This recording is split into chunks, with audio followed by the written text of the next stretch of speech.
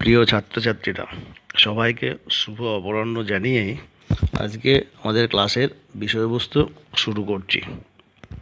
আমাদের আজকে একটু জেনে নেব যে আমরা এই যে শারীর শিক্ষা পড়ছি, এই যে ফিজিক্যাল এডুকেশন বা শারীর শিক্ষা পড়ছি, এই শারীর শিক্ষার আধুনিক জীবিকাগত দৃষ্টিভঙ্গি কী? কি বললাম? শারীর শিক্ষার আধুনিক জীবিকাগত দৃষ্টিভঙ্গি কী? Modern career aspect of physical education.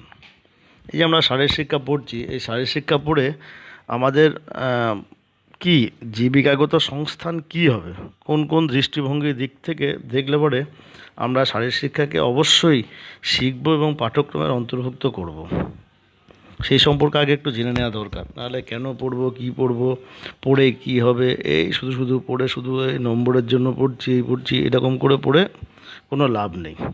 ঠিক আছে? তো ভালো করে তোমরা সবাই মন দিয়ে শুনবে। যে কোনো বিষয়েরই জীবিকাগত ভবিষ্যৎ না থাকলে সেই বিষয়ের চাহিদা ও জনপ্রিয়তা থাকে না এবং দীর্ঘদিন ধরে তার মর্যাদাও অক্ষুণ্ণ রাখা সম্ভব হয় না। বিংশ শতাব্দীর শেষ পর্যায়েও শারীর শিক্ষার জীবিকাগত ভবিষ্যৎ শুধুমাত্র শিক্ষকতা, অধ্যাপনা এবং শারীরিক প্রশিক্ষণ ছাড়াও বিভিন্ন সামাজিক প্রতিষ্ঠান, ক্লাব, মিডিয়া, চিকিৎসা ব্যবস্থা, বিনোদন, স্বাস্থ্য শিক্ষা, ক্রীড়া পরিচালনা ইত্যাদির মধ্যেও ছড়িয়ে পড়েছে। সর্বোপরি শারীর শিক্ষার মাধ্যমে শরীর সুস্থ রাখা, অবসর সময়কে প্রাণবন্তভাবে উপভোগ করা এবং এই জীবিকা নির্ভর করে বায়োমেকানিস্ট, ফিজিওথেরাপিস্ট, এক্সারসাইজ, ক্রীড়া মনোবিশেষজ্ঞ, ক্রীড়া সাংবাদিকতা, ক্রীড়া চিত্র সাংবাদিকতা, বেতার ও দূরদর্শনে ক্রীড়া প্রচার ও ঘোষণা ইত্যাদি দিকেও বর্তমান জীবিকা সম্প্রসারিত করা যায়।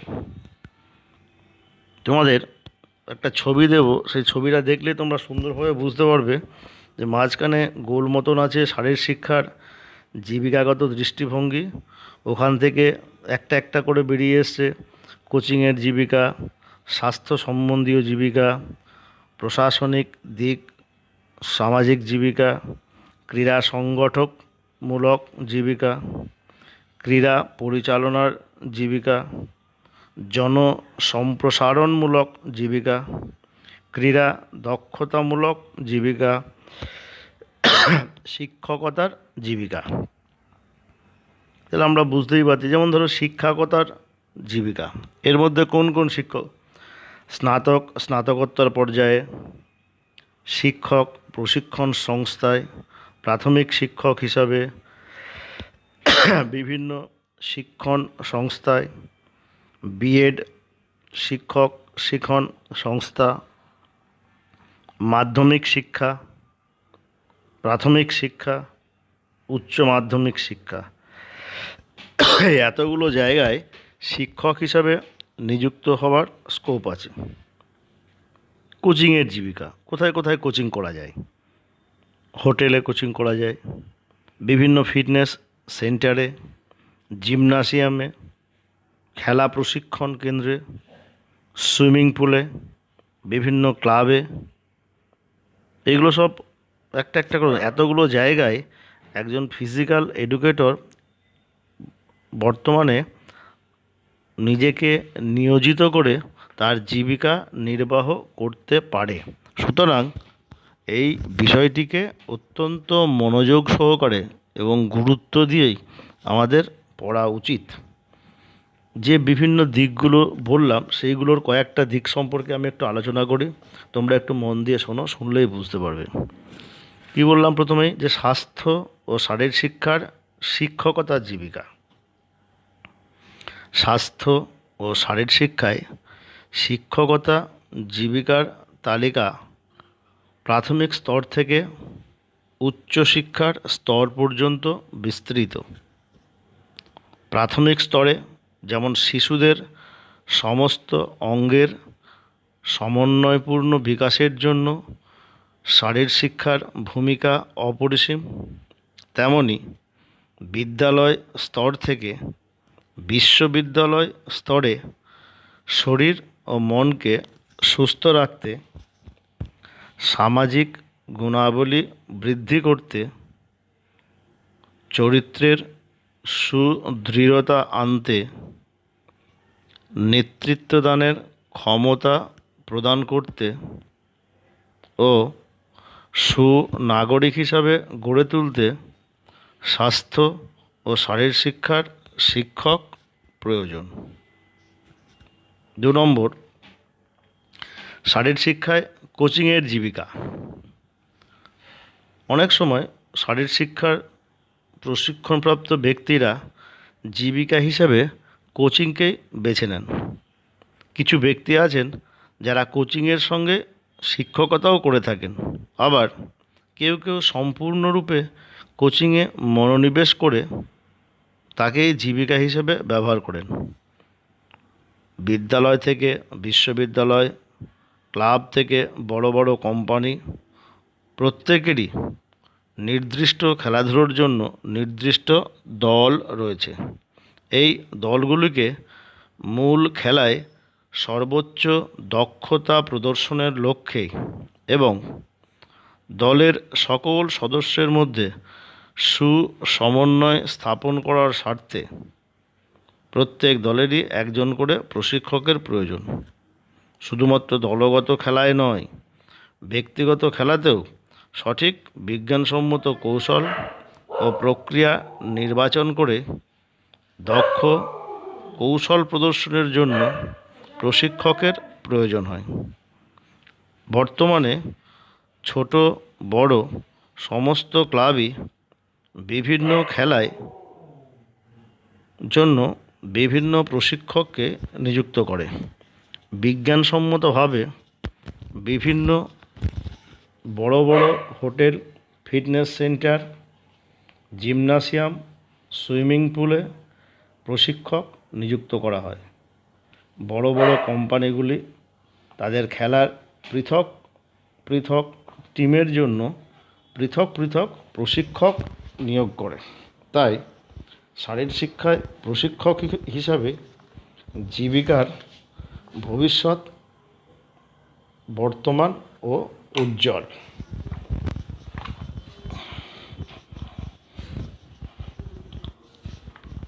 তারপরে হচ্ছে শারীর শিক্ষায় স্বাস্থ্য সম্বন্ধীয় জীবিকা। যুগের পরিবর্তনের সঙ্গে সঙ্গে মানুষ আরও বেশি স্বাস্থ্য সচেতন হয়ে উঠেছে। তারা বিভিন্ন সংক্রামক রোগ, অসংক্রামক রোগ, উচ্চ রক্তচাপ, হৃদরোগ, মধুমেহ ইত্যাদি বিভিন্ন উপসর্গ থেকে নিজেকে সুস্থ রাখতে সচেতন ও আগ্রহী হয়ে উঠেছে, যার ফলে স্বাস্থ্য সম্বন্ধীয় জীবিকার রাস্তা প্রশস্ত হয়েছে। বিভিন্ন স্বাস্থ্য ও ওজন নিয়ন্ত্রণ ক্লাবে শারীর শিক্ষা প্রশিক্ষিত ব্যক্তিদের নিয়োগের সুযোগ বাড়ছে। এই ক্লাবগুলি খালি হাতের ব্যায়াম, অ্যারোবিক্স, সাঁতার, টেনিস ইত্যাদি আকর্ষণীয়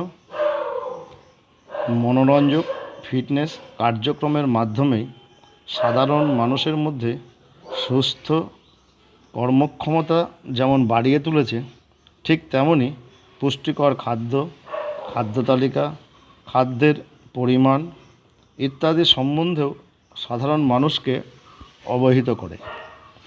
তাদের সার্বিক সুস্থতার দিশা দেখায়। এই ক্লাবগুলির কার্যক্রম সুষ্ঠু ও বিজ্ঞানসম্মত উপায়ে সম্পন্ন করার ক্ষেত্রে একমাত্র শারীর শিক্ষায় প্রশিক্ষিত ব্যক্তিরাই যথোপযুক্ত। তাই শারীর শিক্ষায় স্বাস্থ্য সম্পর্কীয় জীবিকা প্রসারে বৃদ্ধি পেয়েছে। তারপরে ধরো শারীর শিক্ষার যে প্রশাসনিক দিক সম্বন্ধীয় জীবিকা, প্রশাসনিক দিক অ্যাডমিনিস্ট্রেটিভ।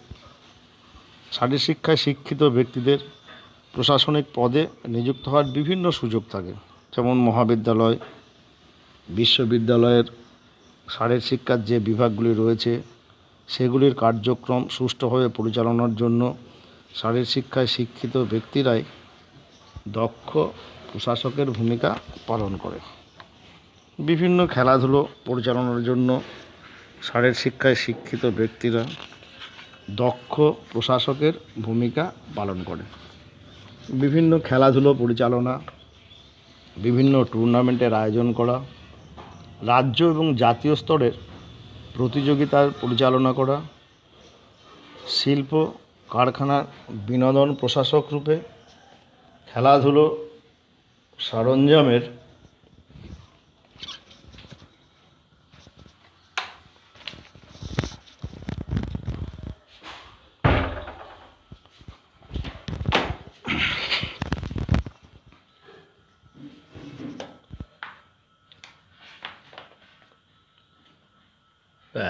খেলাধুলোর সরঞ্জামের ভাণ্ডার সংরক্ষণ হিসাবেও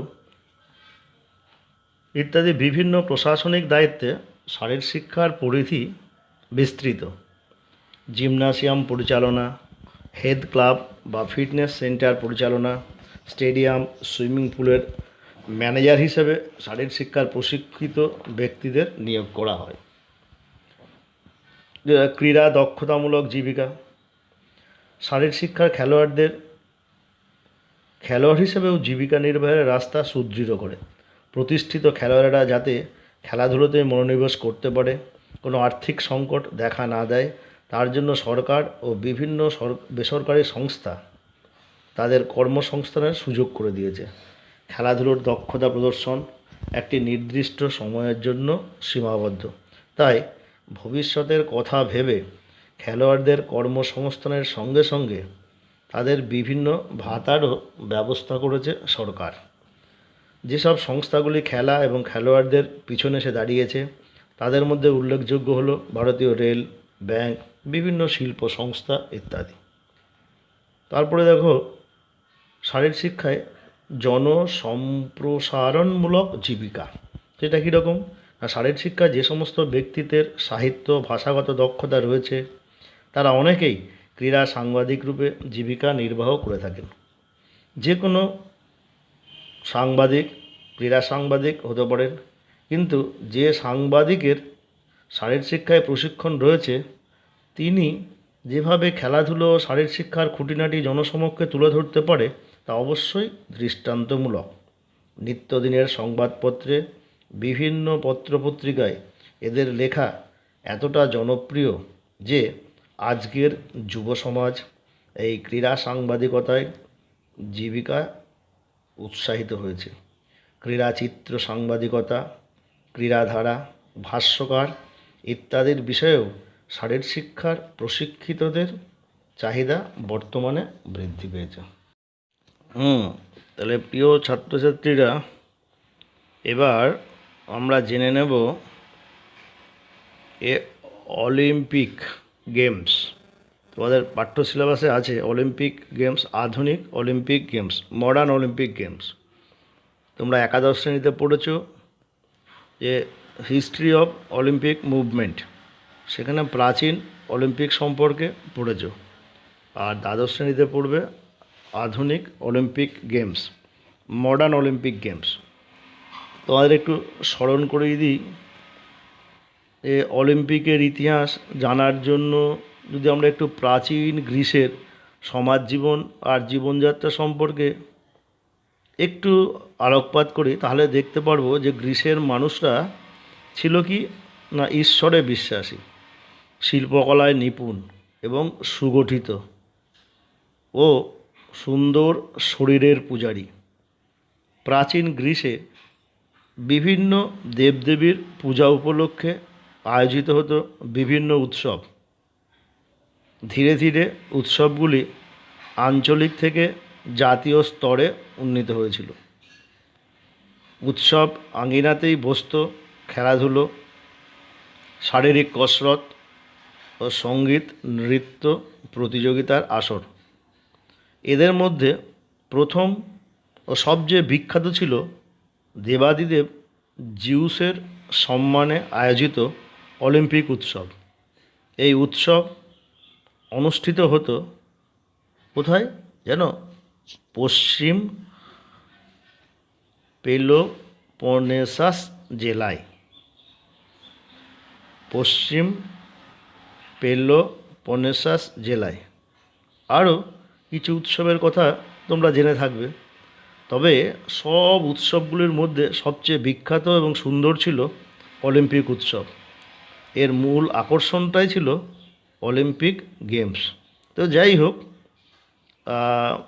সঠিক কিছু একদম নির্ভুলভাবে জানা না গেলেও ঐতিহাসিকদের বিভিন্ন রকম সাক্ষ্য থেকে আমরা মোটামুটি জানতেই পারি যে খ্রিস্টপূর্ব 776 অব্দেই প্রাচীন অলিম্পিক প্রথম শুরু হয়েছিল। তারপরে রোমান সম্রাট থিওডোসিয়াস গ্রিস দেশ দখল করল। রোমান সম্রাট গ্রিস দেশ দখল করার পরেই গ্রিকদের দেবতার পূজা অর্চনা তার আর পছন্দ হতো না। স্বভাবত কারণেই সে কী করল, গ্রিকদের পূজা অর্চনা সবগুলো কী হলো, ধীরে ধীরে ধীরে ধীরে আস্তে আস্তে আস্তে আস্তে বন্ধ করে দিল। এরপর এছাড়াও এই প্রাচীন অলিম্পিক একটা পেশাদারিত্বের সুকঠোর বাস্তবতা ধীরে ধীরে ধীরে ধীরে গ্রাস করল। যে খেলোয়াড় যত বেশি টাকা পেত তার প্রতিযোগিতায় অংশগ্রহণের আকর্ষণ বেশি বাড়ত, যার ফলে সে বেশি পরিমাণে এবং বেশি মন দিয়ে অনুশীলন করত। যথারীতি সফলতার মুকুট তার মাথাতেই উঠত। এই পেশাদারিত্ব আর বেশি মাত্রায় এসে গেল যখন রোমানরা গ্রিকটাকে দখল করে নিল। তো যাই হোক, এই রোমান সম্রাট থিওডোসিয়াস খ্রিস্টান ধর্মাবলম্বী ছিলেন। অলিম্পিকের আসরে গ্রিক দেবীদের সসম্মানে পূজা অর্চনা হবে সেটা তিনি চাইতেন না। সেই জন্য রোমান সম্রাট থিওডোসিয়াসের আদেশ অনুসারে প্রাচীন অলিম্পিকের অবসান ঘটে 394 খ্রিস্টাব্দে, বন্ধ হয়ে যায় 394 খ্রিস্টাব্দে। এরপর প্রায় 1500 বছর অলিম্পিক গেমস বন্ধ থাকে। 1800 শতাব্দীর 3 দশকে প্রত্নতাত্ত্বিক খনন কার্যে প্রাচীন অলিম্পিকের ভগ্নাবশেষ উদ্ধার হওয়ার পর ক্রীড়াপ্রেমী গুডসমুথস, কী নাম বললাম, ক্রীড়াপ্রেমী গুডসমুথস এই প্রাচীন ঐতিহ্যময় অলিম্পিক গেমসকে পুনরুজ্জীবিত করার প্রস্তাব দিলেও তা খুব একটা ফলপ্রসূ হয়নি।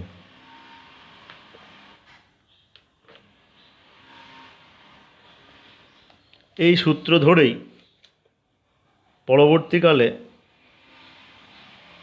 1859 ও 1870 সালে মেজর জাম্পাস, কী নাম বললাম, মেজর জাম্পাস এর উদ্যোগেই গ্রিকরা অলিম্পিক গেমসে আয়োজনে উদ্যোগী হয়। কিন্তু দুর্ভাগ্যবশত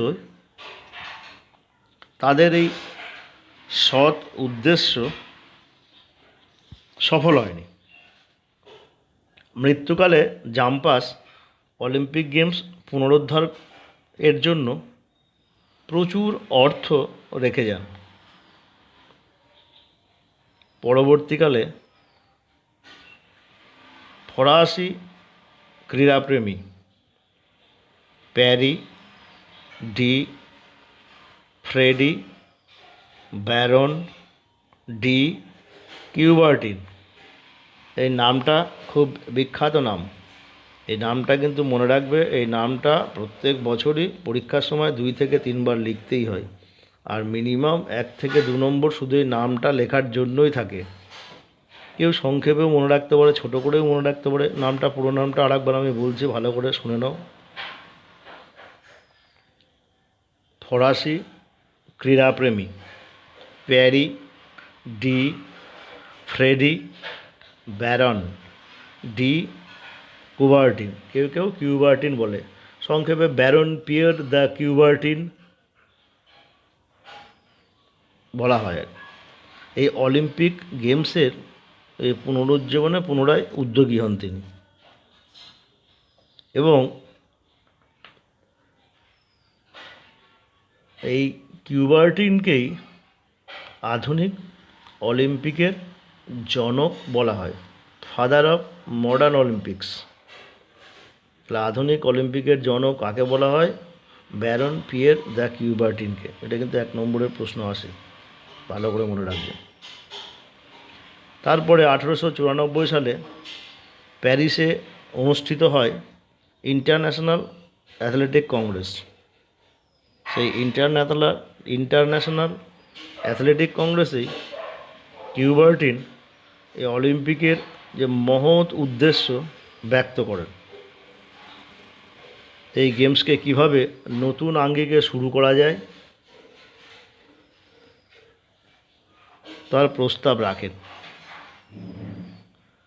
4 দিন ব্যাপী এই আন্তর্জাতিক সম্মেলন, মানে ইন্টারন্যাশনাল অ্যাথলেটিক কংগ্রেসের যে আন্তর্জাতিক সম্মেলন, এই সম্মেলনে স্থির হয় যে প্রতি 4 বছর অন্তর অলিম্পিক গেমস অনুষ্ঠিত হবে।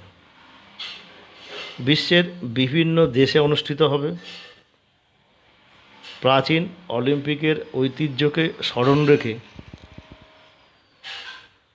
1896 সালে 1896 ইন দ্য ইয়ার অফ 1896 এথেন্সের হিরোদিস স্টেডিয়ামে প্রথম আধুনিক অলিম্পিক গেমসের আসর বসে। এখান থেকে কিন্তু এমসিকিউ, এসিকিউ, 1 নম্বর 2 নম্বরের প্রশ্ন প্রায় প্রত্যেকবারই আসে ঘুরিয়ে ফিরিয়ে। তো এইটুকু লাইন মনে রাখতেই হবে যে 1896 সালে এথেন্সের হিরোদিস স্টেডিয়ামে, হয় হর্ষই বয়শূন্য রয়ে ওকা, দয় হর্ষই দন্তস্ব, হিরোদিস স্টেডিয়ামে প্রথম আধুনিক অলিম্পিক গেমসের আসর বসে।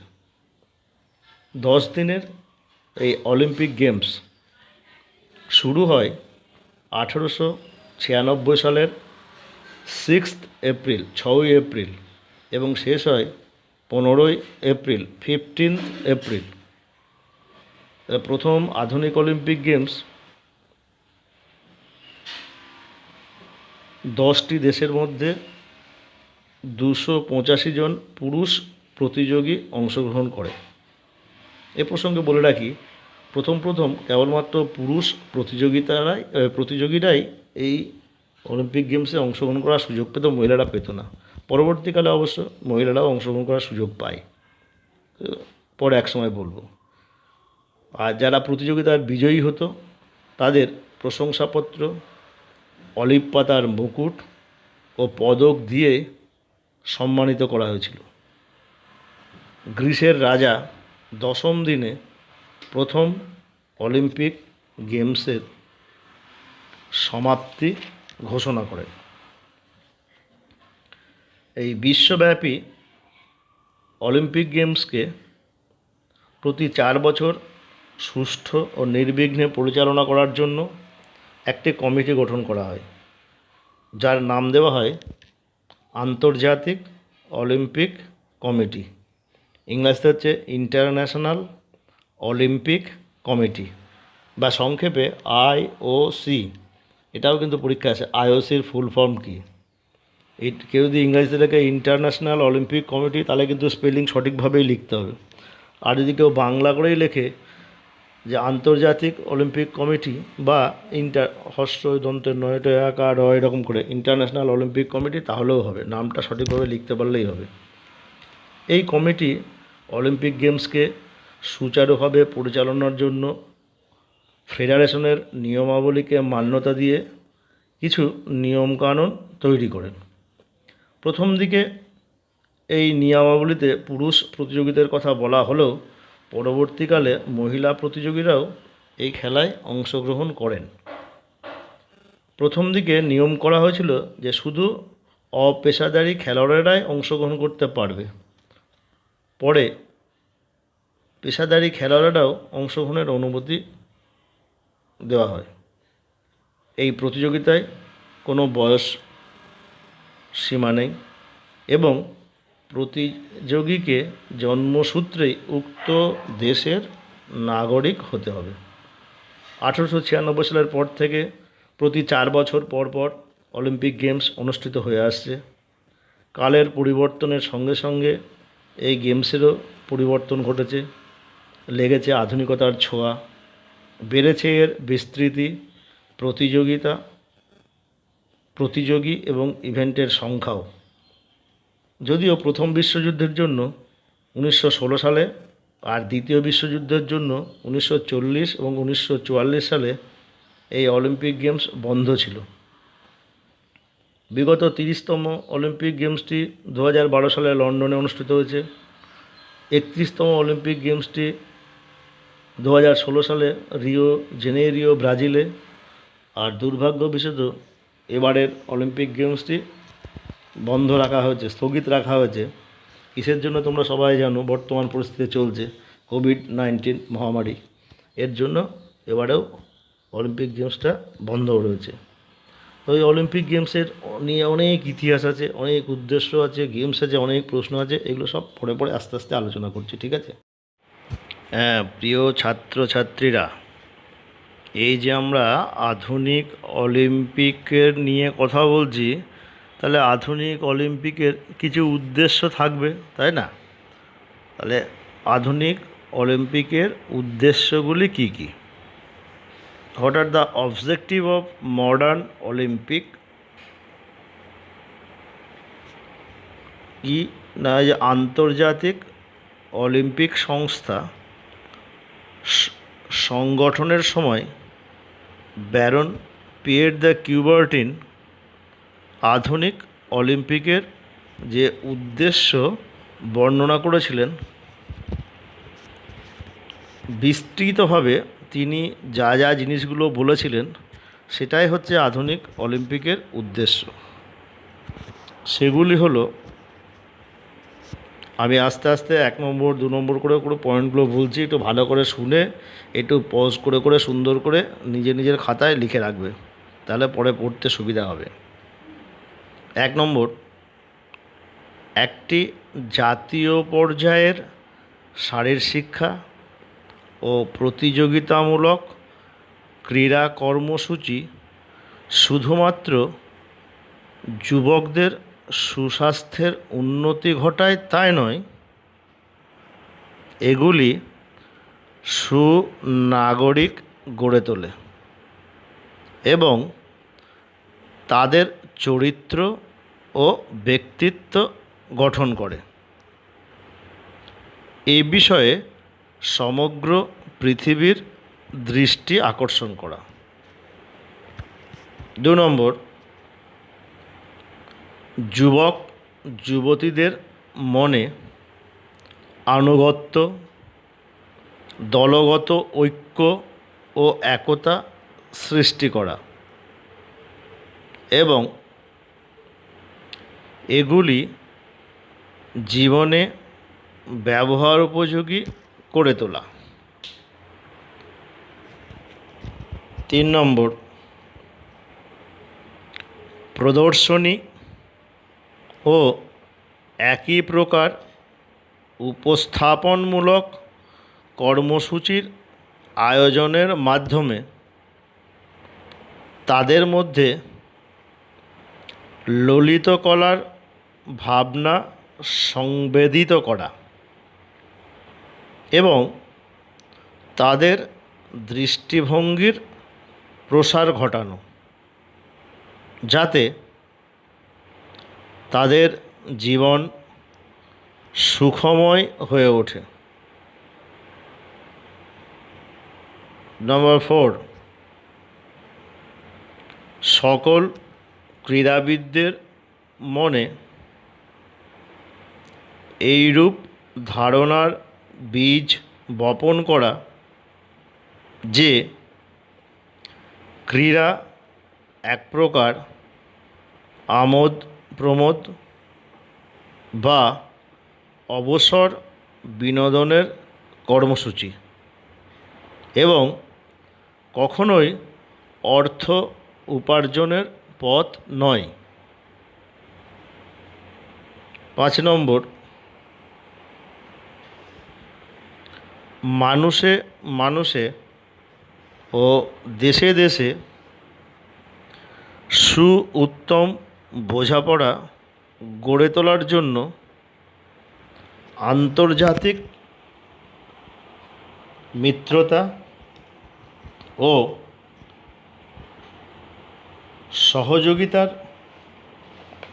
পরিবেশ গড়ে তোলা।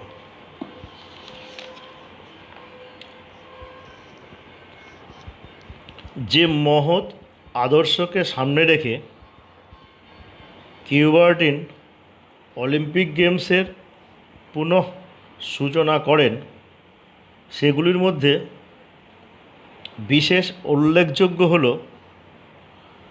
সমগ্র বিশ্বে খেলাধুলা ও ক্রীড়া প্রেমকে ছড়িয়ে দেওয়া। সমগ্র বিশ্বে যে খেলাধুলা এবং ক্রীড়া প্রেমকে ছড়িয়ে দেওয়া, যার মাধ্যমে বিশ্ববাসীর মধ্যে ক্রীড়া প্রেম জাগ্রত হবে, খেলাধুলোর প্রতি প্রবল অনীহা লুপ্ত হবে এবং বিশ্ববাসী সুস্বাস্থ্যের অধিকারী হয়ে সবল মানব সমাজ গঠন করবে। আমরা জানি যে শারীরিক শিক্ষা একটাই গোল, একটাই লক্ষ্য, মেন উদ্দেশ্য একটাই, যে সকল শিক্ষার্থীকে সুনাগরিক হিসাবে গড়ে তোলা। এছাড়া অলিম্পিক গেমসের মাধ্যমে বিভিন্ন ক্রীড়ায় মানুষের দক্ষতার মান উন্নয়ন করা সম্ভব হবে। সুস্থ, শান্তিপূর্ণ বিশ্বমানের প্রতিযোগিতা খেলাধুলোর মানকে উত্তরোত্তর বৃদ্ধি করতে সাহায্য করবে। একইভাবে বিশ্বমানের এই খেলার আসর জাতি, ধর্ম, বর্ণ, ভাষা নির্বিশেষে মানুষের সঙ্গে মানুষের যোগ স্থাপনে সাহায্য করবে। এর ফলে নিত্য নৈমিত্তিক যুদ্ধ বিগ্রহের যেমন অবসান ঘটবে, যুদ্ধে অসংখ্য মানুষের অকাল মৃত্যু রোধ হবে। ঠিক তেমনি বিশ্বব্যাপী শান্তির বার্তা, আন্তর্জাতিক বোঝাপড়া, সৌভ্রাতৃত্ববোধ গড়ে উঠবে যা মানব জাতিকে উন্নতির চরম শিখরে উঠতে সাহায্য করবে। তাহলে সবাই বুঝতে পারছো যে এই যে আধুনিক অলিম্পিক গেমসের উদ্দেশ্য কী, অবজেক্ট কী। এরপরে আমরা এই যেটুকু আলোচনা করলাম এর মধ্যে থেকে কি কি প্রশ্ন আসতে পারে। বড় প্রশ্ন তো আলোচনা করা সম্ভব নয় এরকম করে সামনাসামনি না হলে, ঠিক ছোট ছোট এমসিকিউ এসিকিউ 1 নম্বর 2 নম্বরের যেগুলো হতে পারে সেইগুলো আলোচনা করব। যেগুলো আমি বলেছি তার মধ্যেই প্রশ্ন আছে, তার মধ্যেই উত্তর আছে। তবু সেইগুলোর মধ্যে কতগুলো আমি বলছি, দেখো অনেক রকমভাবে প্রশ্ন আসতে পারে। সেইগুলো একটু নিজেকে ভালো করে বইটা যদি থাকে বই খুলে বইগুলোকে দাগানোর চেষ্টা করতে হবে। যেমন আন্তর্জাতিক অলিম্পিক কমিটি গঠিত হয় কত সালে? কত সালে জানো? 1894 সালে। তারপর যে IOC এর পুরো নাম কি? আমি পড়ার মধ্যেই বলেছি আলোচনা করার সময়, ইন্টারন্যাশনাল অলিম্পিক কমিটি। এর কিন্তু ইংরাজিতে লিখলে স্পেলিং ভুল হলে নম্বর কাটা। এই যে IOC এর সদর দপ্তর কোথায়? মেন অফিস, মেন কার্যালয় কোথায়? সুইজারল্যান্ডের লুসানে। কোথায় বললাম? সুইজারল্যান্ডের লুসান নামক স্থানে। এই যে পেশাদার খেলোয়াড় আধুনিক অলিম্পিক গেমসে অংশগ্রহণ করার অধিকার পায় কোন অলিম্পিক থেকে? প্রথম তো পেশাদার যারা অংশগ্রহণ করার সুযোগ পেত না। তোমরা তো জানো পেশাদার কাদের বলা হয় না? যারা অর্থের বিনিময়ে খেলাধুলো করে তাদের বলা হয় পেশাদার খেলোয়াড়। এইরকম খেলোয়াড় প্রথম অলিম্পিক্সে কিন্তু অংশগ্রহণ করার সুযোগ পেত না, কিন্তু পরবর্তীকালে এইরকম খেলোয়াড়ও অলিম্পিকে অংশগ্রহণ করার সুযোগ পেয়েছে। এখন যেরকম নেইমাররা ফুটবল সব খেলে আর কি। আগেকার দিনে কিন্তু এরকম যারা অর্থের বিনিময়ে খেলে তারা চান্স পেত না। তাহলে কোন অলিম্পিক থেকে সুযোগ পায়? 1988 সাল সিওল অলিম্পিক থেকে। বললাম 1988 সাল সিওল অলিম্পিক থেকে। যে আধুনিক অলিম্পিকের স্রষ্টা কে? ফরাসি ক্রীড়াপ্রেমী প্যারি ডি ফ্রেডি ব্যারন ডি কিউয়ার্টি। প্রাচীন অলিম্পিক কবে বন্ধ হয় জানো? প্রাচীন অলিম্পিক কবে বন্ধ হয়? কার নির্দেশে বন্ধ হয়? রোমান সম্রাট থিওডোসিয়াসের নির্দেশে। রোমান সম্রাট থিওডোসিয়াসের নির্দেশে 394 খ্রিস্টাব্দে প্রাচীন অলিম্পিক বন্ধ হয়ে যায়।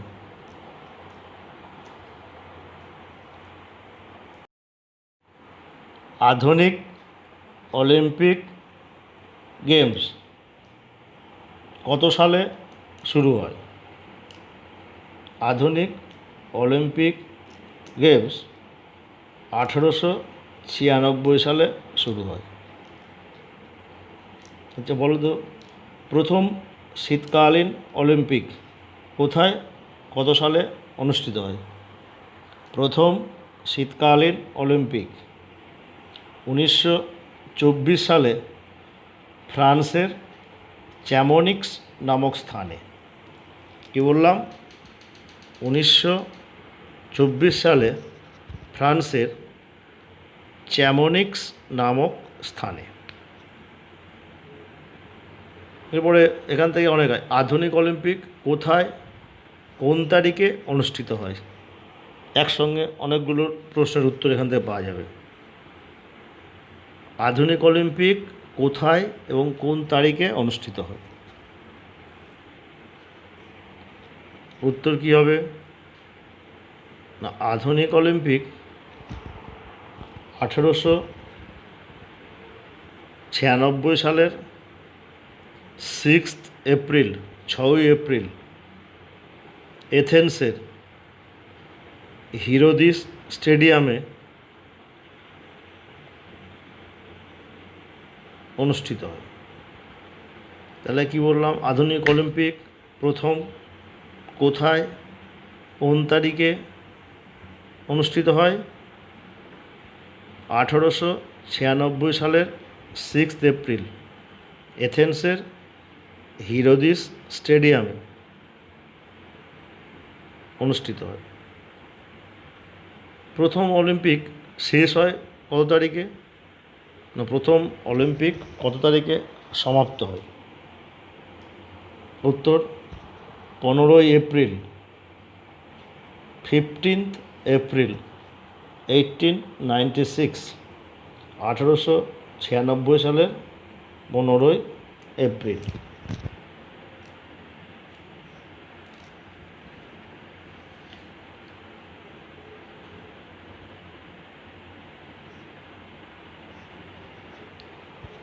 এই প্রথম আধুনিক অলিম্পিক গেমসে কটা দেশ অংশগ্রহণ করে? না প্রথম আধুনিক অলিম্পিক গেমসে 10টি দেশ অংশগ্রহণ করে। প্রথম আধুনিক অলিম্পিক গেমসে মোট কতজন প্রতিযোগী অংশগ্রহণ করে? না প্রথম আধুনিক অলিম্পিক গেমসে 10টি দেশের মোট 285 জন পুরুষ প্রতিযোগী অংশগ্রহণ করে। তাহলে এখানে বুঝতেই পারছো যে প্রথম অলিম্পিকে মহিলাদের অংশগ্রহণ নিষিদ্ধ ছিল।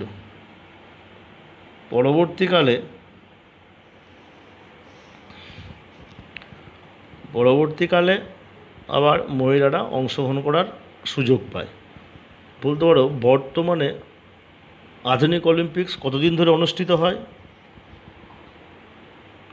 16 দিন ধরে, 16।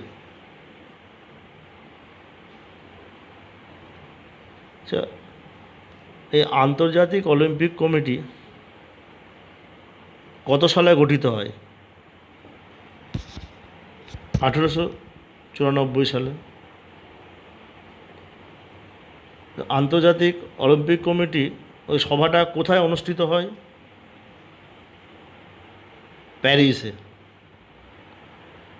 প্যারিস।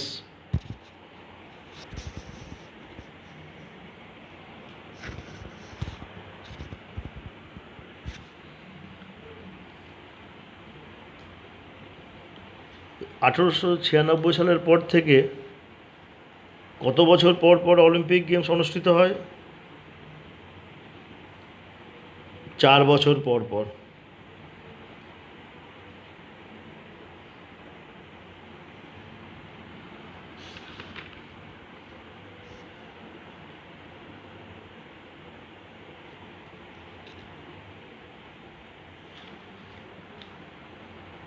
তারপরে আধুনিক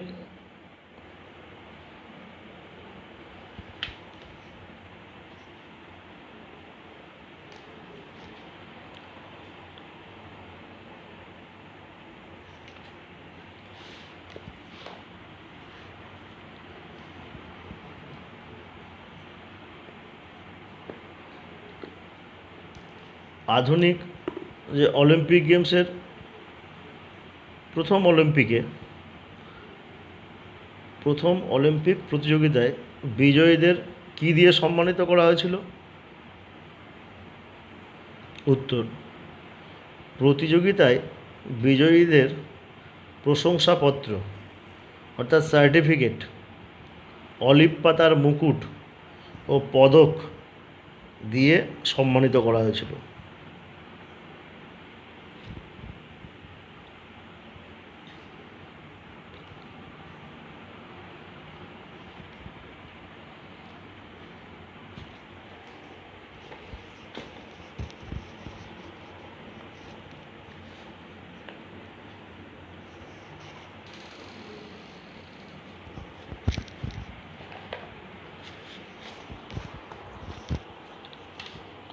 এই যেটুকু বললাম, আমরা আলোচনা করলাম, তার মধ্যে থেকে এই রকমের প্রশ্ন আসতে পারে এবং বড় প্রশ্ন আসতেই পারে।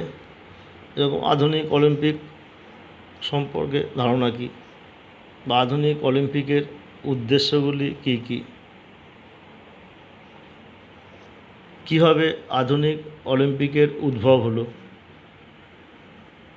প্রাচীন অলিম্পিক শেষ হওয়ার কতদিন পর আধুনিক অলিম্পিক শুরু হয়।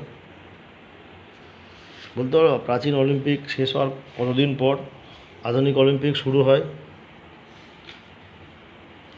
প্রায় 1500 বছর পরে।